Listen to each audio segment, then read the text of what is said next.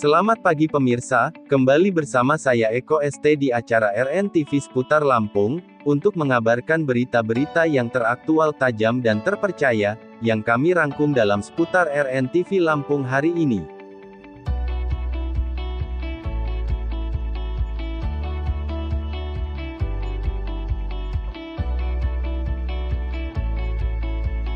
Dalam kegiatan kali ini tim RNTV berkunjung ke kantor Tiyuh Cahyourandu yang tepatnya berada di Kecamatan Pagar Dewa Kabupaten Tulang Bawang Barat.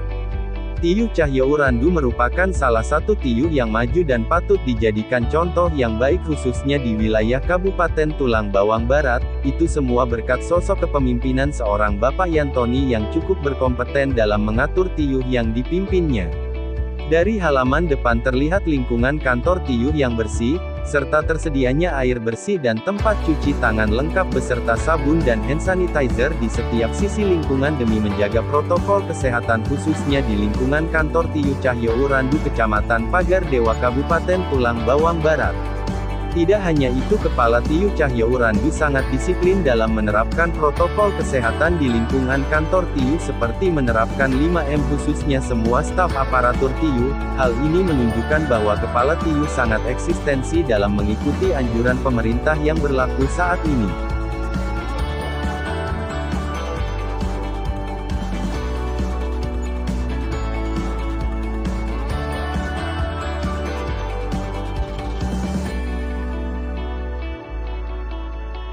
Bapak Yantoni selaku Kepala Tiyuh Cahyourandu sangat memperhatikan sisi kemajuan kesehatan serta semua jajaran staf bekerja sama dalam upaya memberikan pelayanan merata serta berkeadilan kepada masyarakat Cahyourandu khususnya. Di sisi lain, saat tim RNTV melakukan sosial kontrol dari sisi dalam, terlihat ruangan serta halaman dalam kantor tiyuh sangat baik dan terawat rapi.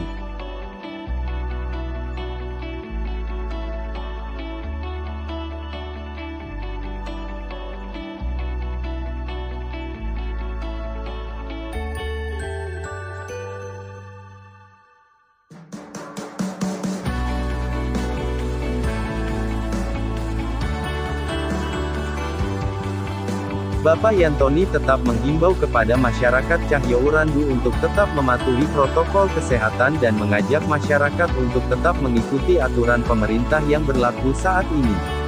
Berikut keterangan Bapak Yantoni selaku Kepala Tiyuh Cahyourandu Kecamatan Pagar Dewa Kabupaten Tulang Bawang Barat, kepada segenap kru RNTV Lampung yang bertugas.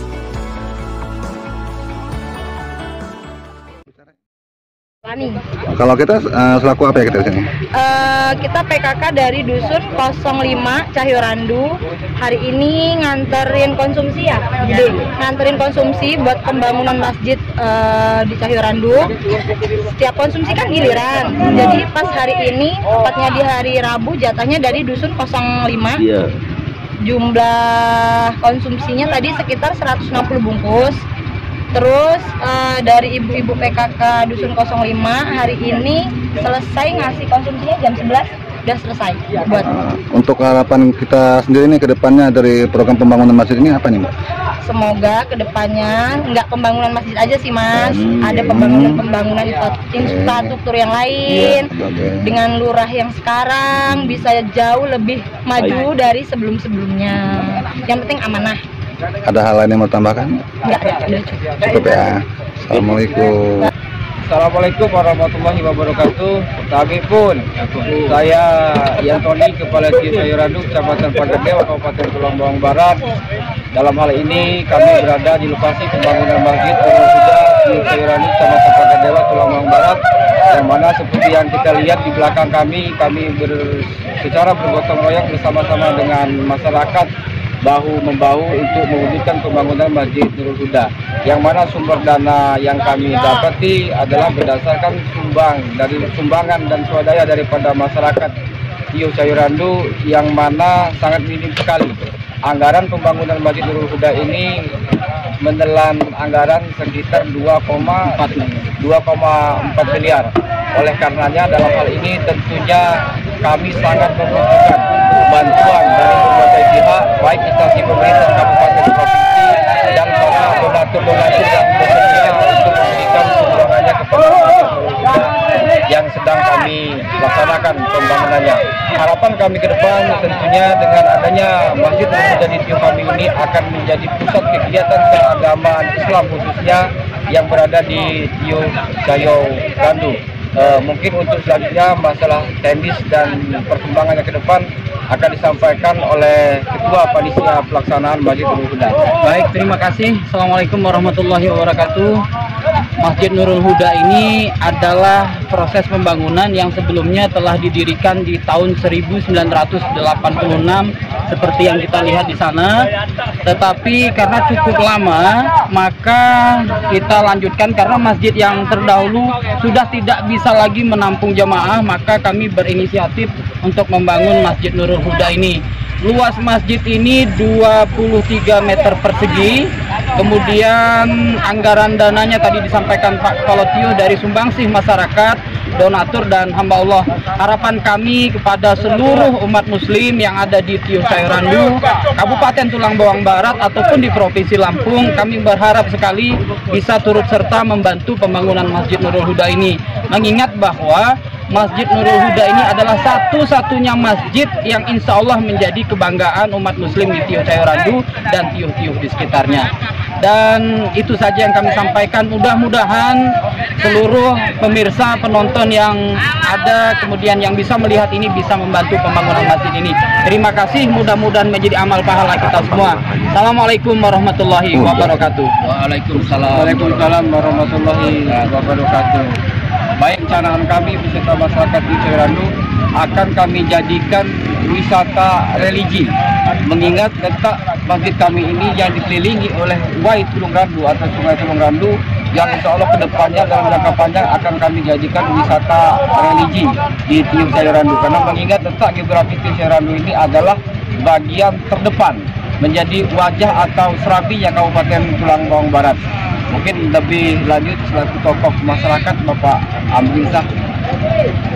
Assalamualaikum warahmatullahi wabarakatuh. Terima kasih Bapak Kepala Tiuh. Terima kasih saya ucapkan juga pada Ketua Panitia Pelaksana Pembangunan Masjid. Kami selaku wakil dari masyarakat Cahyorandu, yaitu dari Ketua BPD atau BPK atau BPT dari Kabupaten Tulang Bawang Barat, Kampung Tiuh Cahyorandu, Kabupaten Tulang Bawang Barat, Kecamatan Bekerdewa, ikut memberikan dukungan atau apresiasi kepada Kepala Tiuh dan Ketua Pelaksana Panitia Pembangunan Masjid yang secara bahu-membahu dalam rangka melaksanakan pembangunan masjid yang kita cintai ini. Terima kasih, itu saja yang bisa saya sampaikan. Wassalamualaikum warahmatullahi wabarakatuh. Assalamualaikum warahmatullahi wabarakatuh. Tabi pun, ya Bu. Saya Yantoni, Kepala Tiuh Cahyorandu, saat ini sedang berada di kolam bioplot, yang mana kolam ini berdiri ataupun kami adakan berdasarkan anggaran dana desa ketahanan pangan sebesar 20%. Kenapa kami masukkan dana ketahanan pangan untuk ke bioplot? Karena kami punya semangat bersama-sama dengan BPT Tiuh Cahyorandu dan beserta masyarakat supaya dana ketahanan panganan dari DD 2022 ini bisa berkelanjutan, sehingga bukan hanya habis di tahun 2022 ini saja, tapi bisa berkelanjutan dan kami kembangkan di tahun-tahun berikutnya. Dari dana desa 20% di Tiuh Cahyorandu ini kami bisa mampu untuk mendirikan sebanyak 12 kolam bioplot, yang mana sekarang baru tersedia tahap 1 dan tahap 2. Untuk selanjutnya kami akan penuhi sampai dengan tahap ketiga. Perencanaan ini kenapa kami adakan di satu tempat berdasarkan hasil kesepakatan, karena untuk mempermudah budidaya. Jika nanti dari masing-masing wilayah sudah mulai bisa untuk berbudidaya sendiri, ada kemungkinan ke depan dari beberapa kolam ini akan kita bagikan ke dusun atau ke suku atau ke RW masing-masing yang berada di Tiuh Cahyorandu. Ini berdasarkan kesepakatan dengan para masyarakat. Bisa jadi nanti apa dibagikan ikannya per masing-masing kepala keluarga, atau berupa kita jual, kita ganti dengan sembako. Itu nanti masalah teknis tergantung kesepakatan hasil musyawarah masyarakat, BPT dan pemerintahan Tiuh serta TPK. Masalah teknis mungkin Bapak Nursai selaku Ketua TPK bisa untuk sedikit menjelaskan mungkin bersama dengan Pak Imam Suroso. Silakan Pak.